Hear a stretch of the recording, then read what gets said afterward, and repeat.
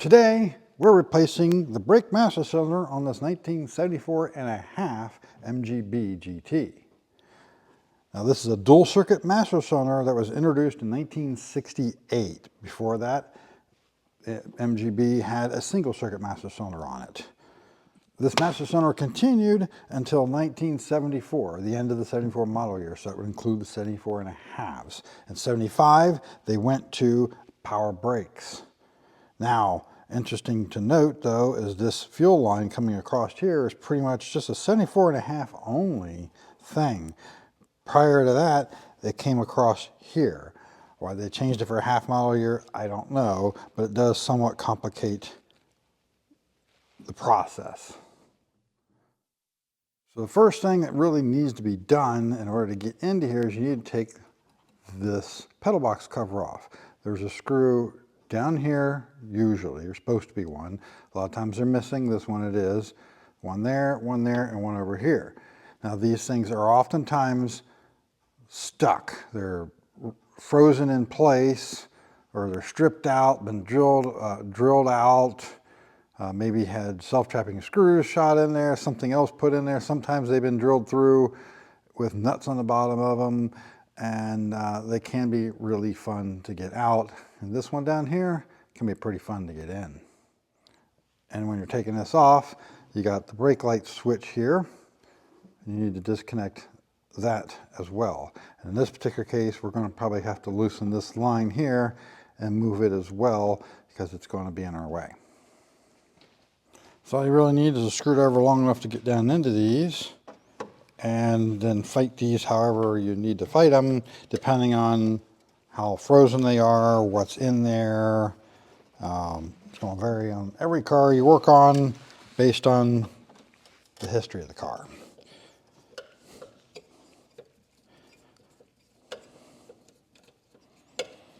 In this case, we're getting pretty lucky that these have been out and been replaced at some point in time. The hard one to get to isn't even in there. And this one feels like it might have a nut on the bottom side.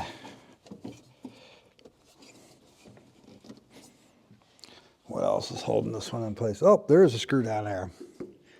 It's just rusty enough, the shadow covered it up. I couldn't see it. There is a little trick to putting this screw back in there, and I have an old school tool that works perfect for doing it. So now we just need to figure out, well, I guess something wasn't even connected at all. So now this rubber here is oftentimes crap. Oh, okay. There's a nut there, but it's not actually it's on the bottom of this, not actually connecting to anything. So yeah, I don't know why that's there. So if we look here, somebody actually tried to replace this seal here, but this seal doesn't go on top of the pedal box like this. It goes underneath of it. Because actually the old one is still down in there underneath it. Yay. Now there will be a number of opinions on how to go about doing this. Everything from leaving everything in place and sneaking it out of there, taking the pedal box loose and taking the whole dang thing out, to bench bleeding the master cylinder, not bench bleeding the master cylinder. Everybody's got their own preference, and I'm just going to show you my way that I think in the long run is the easiest based on doing this for a living. Of course, one of the first things we got to do is we got to get this pin out of here by unbending the cotter pin. You find with needle nose pliers, you oftentimes can't get a hold of them well enough. I actually like to take side cuts because they'll bite in there really good and just pull them right out. Where it looked hard with this, looks super easy with this. And I forgot to take the washer off. We'll get that here in a minute. So now what I like to do personally, I have taken these things in and out of here, leaving all this in place, and I've taken the pedal box loose. I prefer I just take the pedal box loose, slide it forward a little bit, gives you a lot more room to get this out of here without having to collapse the pin and push brake fluid everywhere, because that's what will happen if you just try to leave this in place. Because you have to push this in, and if there's any brake fluid in here, it'll push it out and spray it all over the firewall.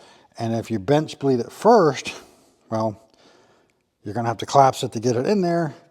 You're going to spray brake fluid all over the firewall again, and I prefer not to clean up the brake fluid. So I just take the pedal box loose, slide it forward a little bit so that I don't have to do that. Now this area here is often pretty rusty, because when these things do start to leak, brake fluid gets on the paint down here, eats all the paint off, and things get rusty. That's another reason why I prefer not to dribble brake fluid, because I'm almost always not working on my own cars, and I don't want to damage that paint and cause rust in somebody else's car. So I always recommend at least breaking loose the brake line fittings before you take the bolts loose holding the pedal box in place.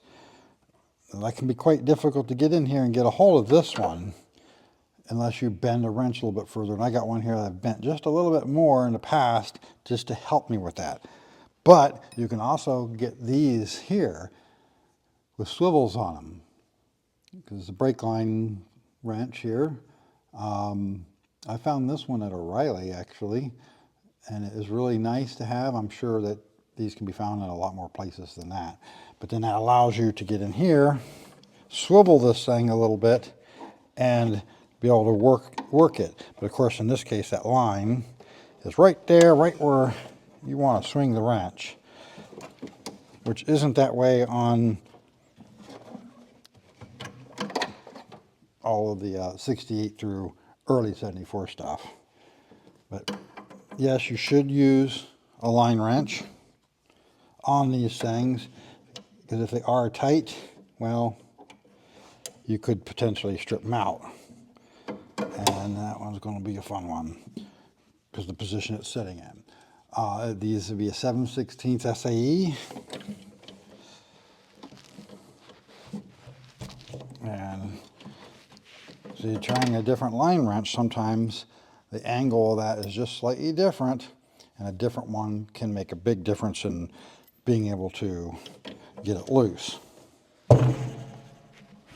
You could actually leave them connected right at this moment if you want, or we can take them loose, but you want to stick some, like a paper towel or rag down in there to catch anything that may potentially drip. Now in this case, master cylinder is empty. There may not be anything there to catch. So there are a number of bolts holding the pedal bracket. You got one there, one there, one there. Then there's one down here, and then two more down in here.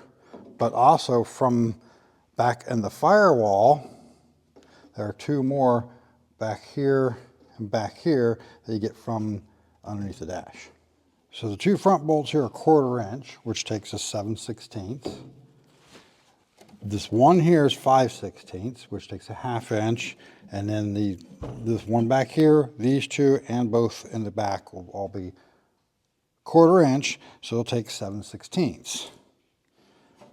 Now the one in this very front left corner here, is you're going to have to use a short socket on. You cannot use a long one because of the way the bracket is made here. A deep well just will not fit in there. You've got to get in there with a short socket to loosen it. And of course, there's springs underneath the dash for the pedal returns that need to become loose as well in order to slide this forward. So those two springs are right there. You need to unhook those. And then the two bolts in the back are right there. One's on this side of the rubber plug, and there's another one on the other side of the rubber plug that's kind of hard to see at the moment. So now to get to this bottom bolt here, you need to get some extensions and a socket and everything in there. Now what I like to do is just get a short socket and enough extension for this to be roughly 8 inches, something like that. So that way you get just past the firewall there, but not sticking into the car very far.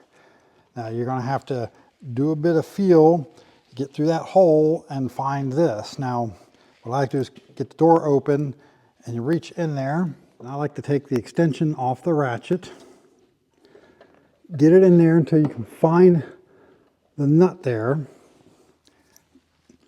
It's a lot easier to work it without the ratchet in place. Then get the ratchet on there without knocking it off. Then you can get in here, get a hold of the head of the bolt.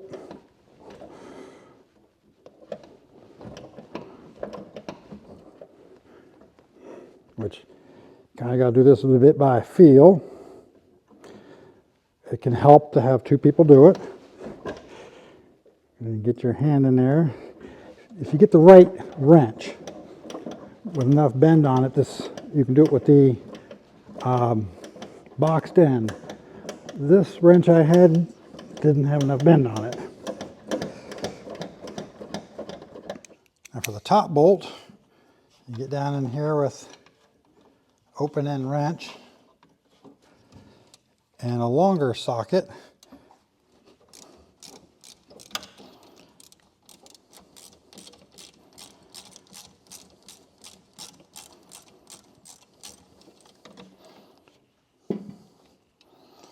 And there we go.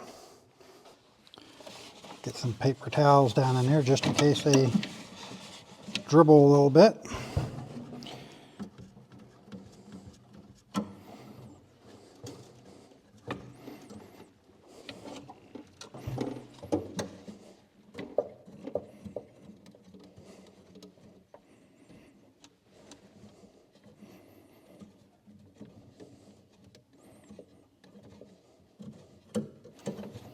Then you can pull this forward so that you can get this to come out. You can get that very end of that to kind of go through that hole.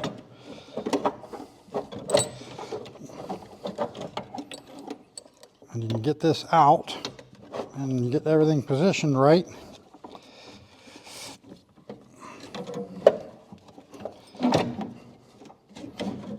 There you go.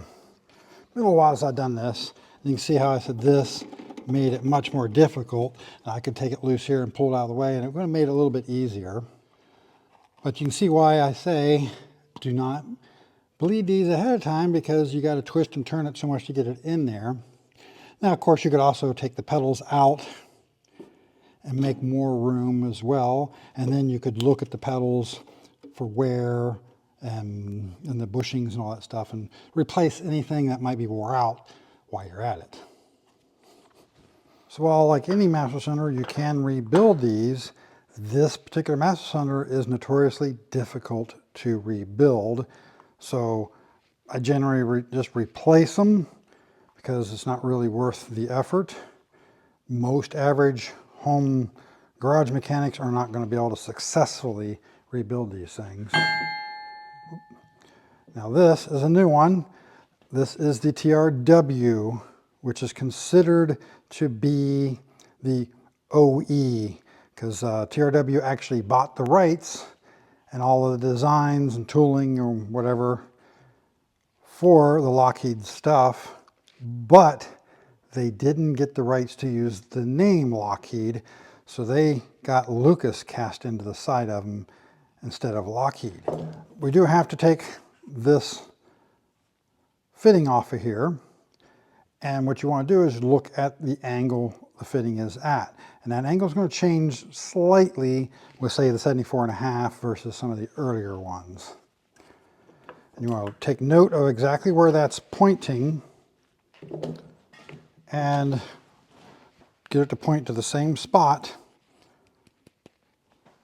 right here. So we take this loose, it's 13/16. Don't have to clamp us super tight. Now, there's going to be a copper washer here and a copper washer here. But there's also going to be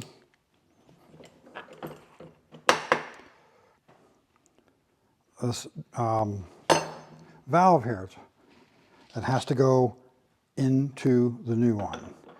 Now, I'm going to go ahead, before I go install all this stuff, I'm going to go ahead and clean all this stuff up and not just put it directly over. So I'll go do that real quick and we'll get back to it. So go ahead and take the plug out there, the little rubber cap that's in there, and don't forget to put this back in, and it goes in this way. And they do provide new copper washers. So you put one washer on there.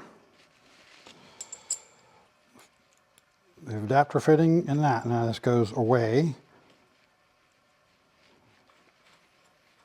And get it lined up pretty much where it's supposed to be. Now what I don't like to do, I don't like to crank this down and tighten it now, because you could end up being just a hair off.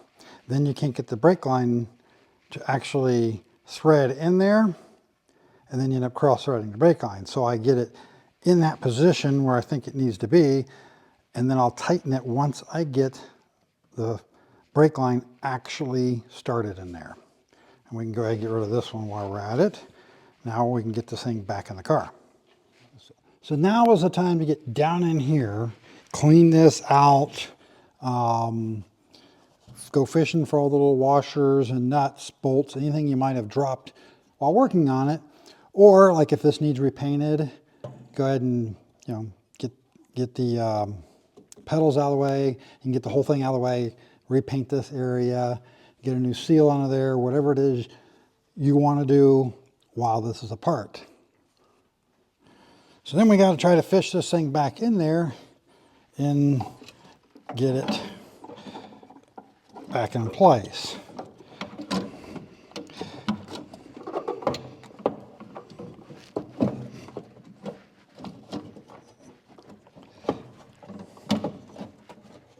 And cables.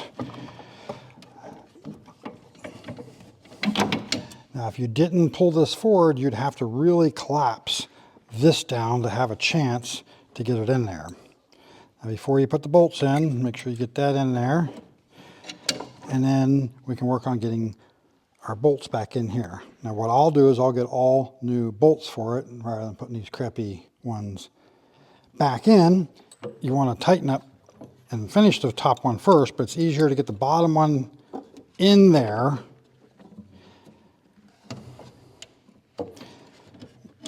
and get it through the hole first. Then do the top one.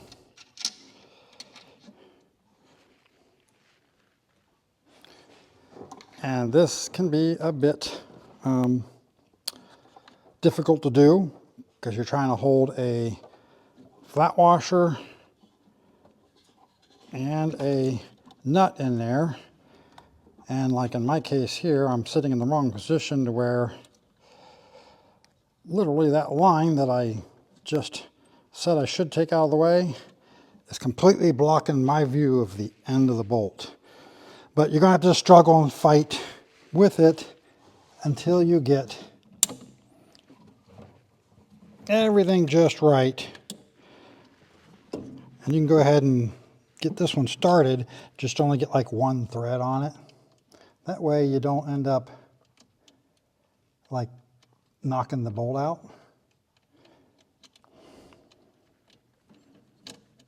And this is the wrong hand. Get a couple threads there, then work on this.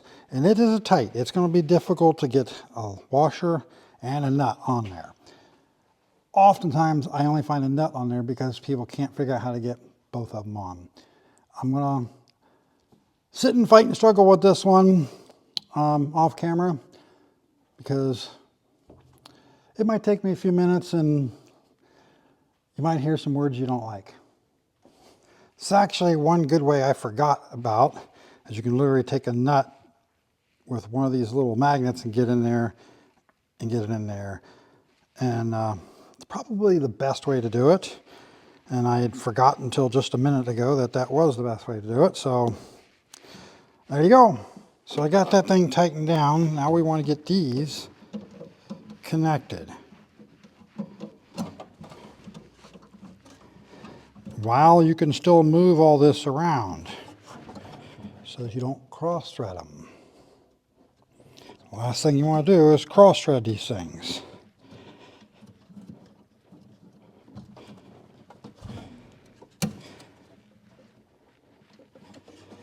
And once you get them hooked up, get both of them hooked up,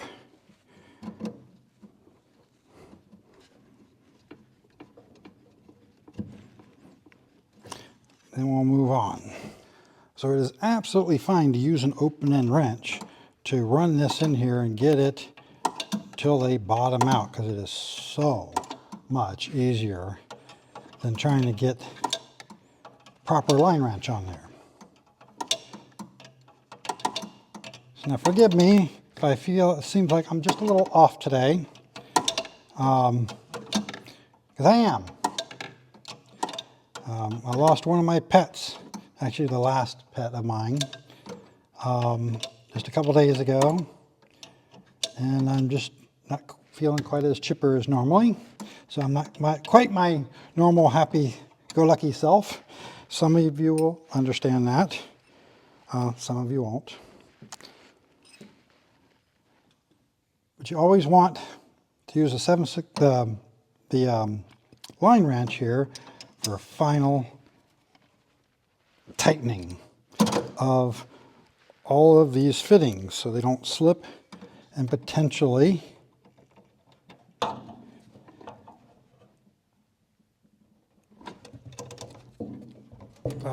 strip them out.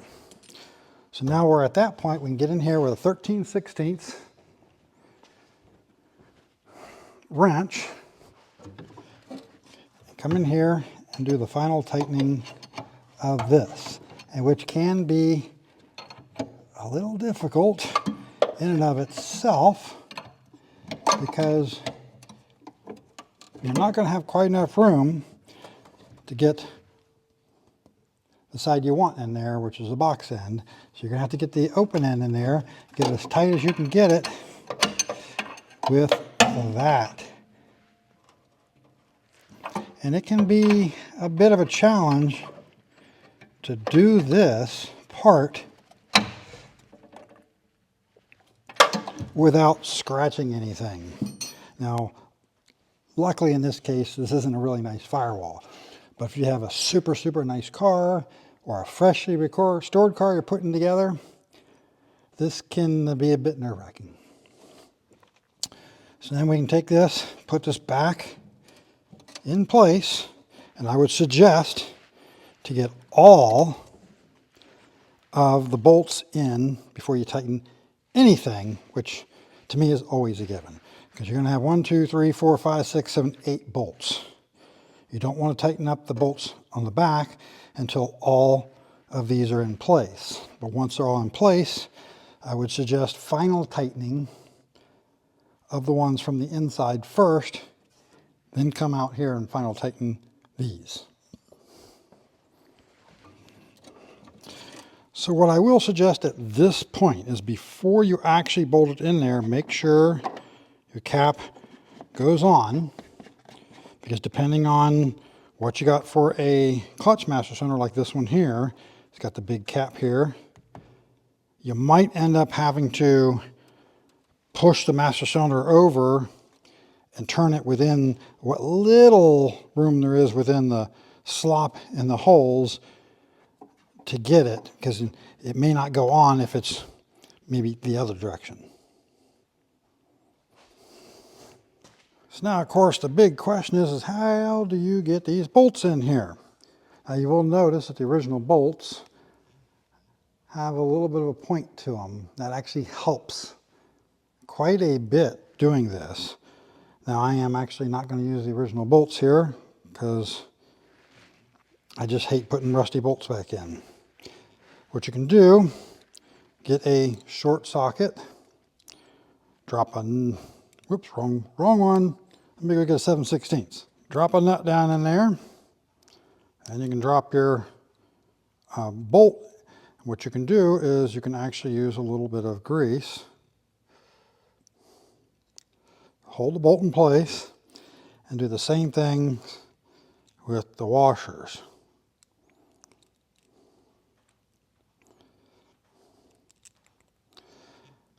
And if you're lucky, it will all stay in place, which I forgot to put a little bit on the nut there.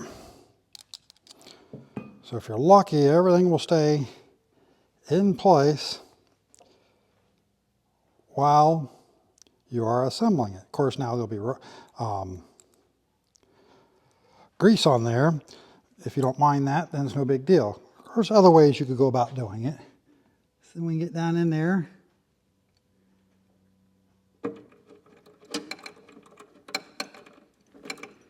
We get one started. Just continue doing that all the way around here, where you can't get your hand in.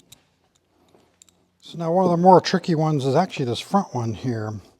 And once you get it down in there, that's why you leave everything else loose. Don't tighten anything, because you can lift this up a little bit, give you that space to actually get this one started. So now once you get all these bolts all tightened, and you can go ahead and hook this up. Now, you should always put a little bit of grease on that pin. That will help quite a bit in keeping the end of the pedal and the rod from wearing out.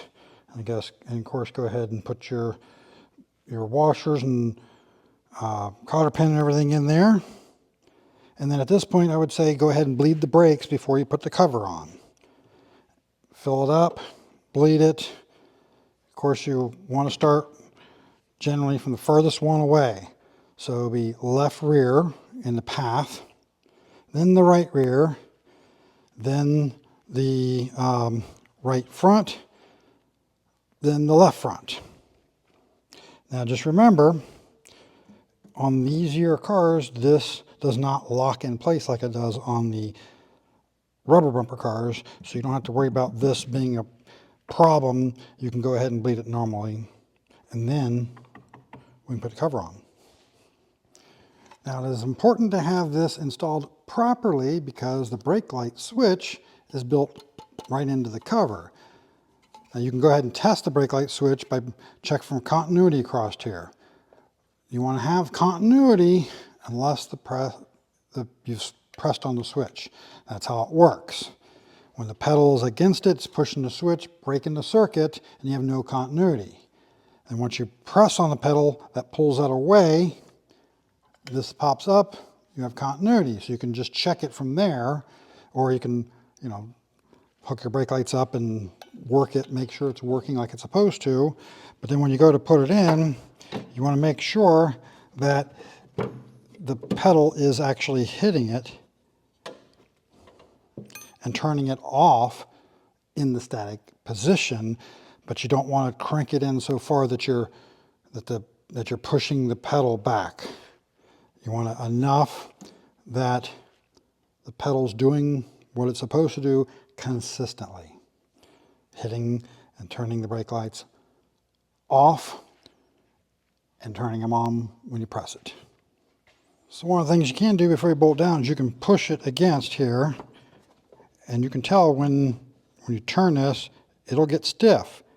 And you can turn it just past when it gets stiff, because that's when it's hitting the pedal. Maybe go another quarter, half turn, something like that.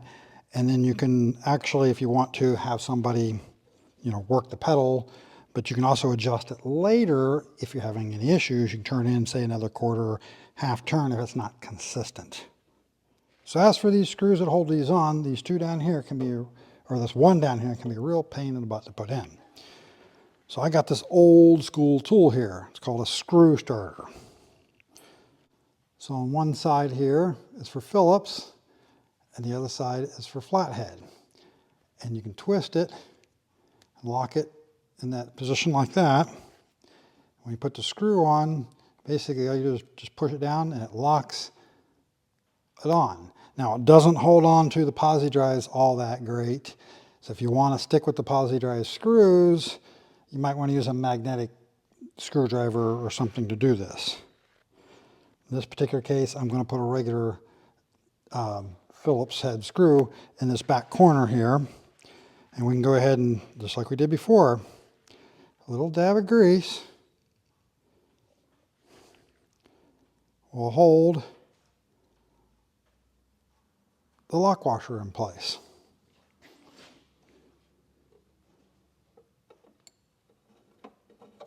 But you gotta be careful with this to put enough downward tension, because if that thing springs, it will pop out of there and then you're down there with a magnet fishing it out. Now the rest of these are not nearly as difficult to do, so I'll put the old posi drives back in those that I took off, since 2 of those were still in pretty good condition.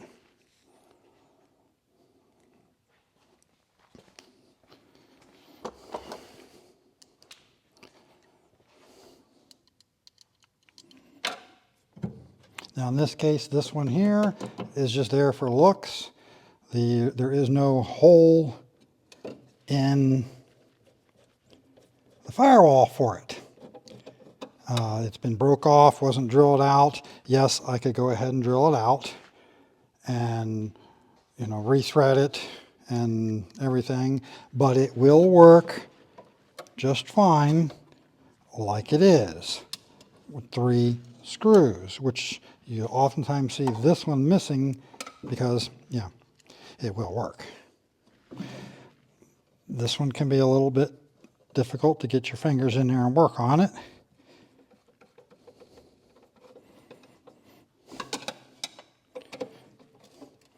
So then you can go ahead and hook up your brake light switch. Make sure your brake lights work consistently, adjust as necessary, and you're done.